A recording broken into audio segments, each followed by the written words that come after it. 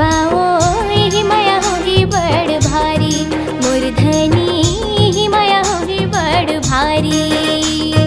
तरी हरी नाना मोर नाना सुआना रे, तरी हरी नाना रे नाना सुआ, तरी हरी नाना मोर नाना सुआना रे, तरी हरी नाना रे नाना सुआ।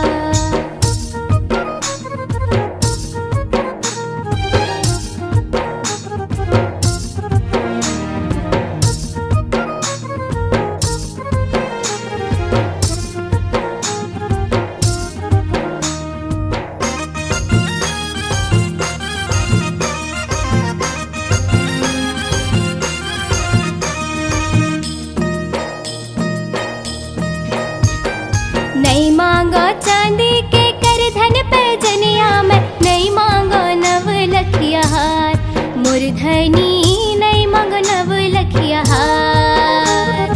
छोटे देवर मोर बेटा बरोबर वो ननंद के पावा दुलार, मोर धनी ननंद के पावा दुलार।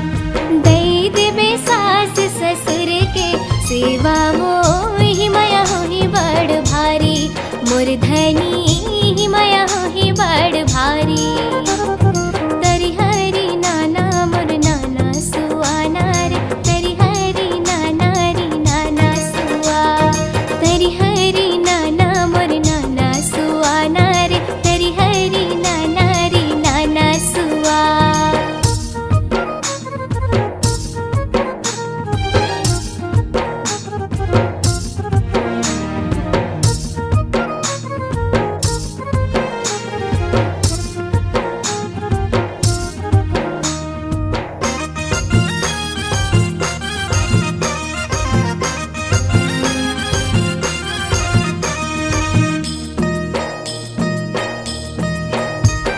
सुख आऊ दुख में रहो तोरे संग में, तही मोर घर संसार, मोर धनी तही मोर घर संसार।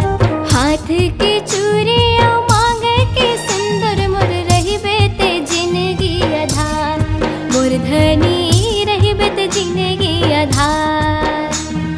दई देवे सास ससुर के सेवा वो ही माया होही बड़ भारी, मोर धनी ही माया होही बड़ भारी।